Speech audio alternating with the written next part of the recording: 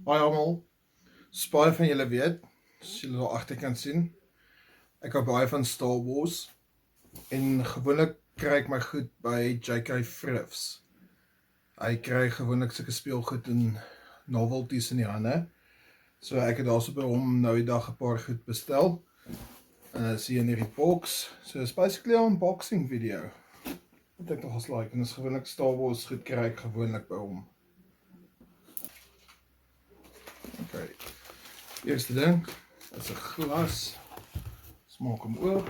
Ons kyk hoe dit lyk.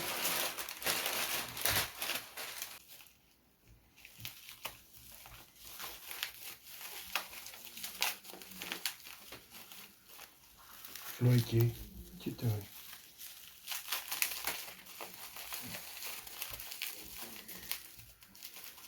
Ons is vloei besig. Sien later vloei.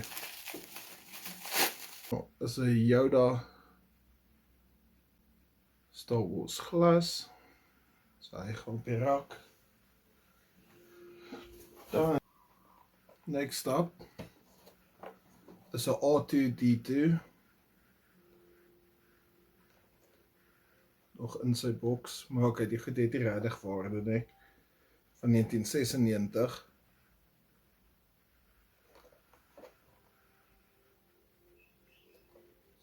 As is hy, R2-D2.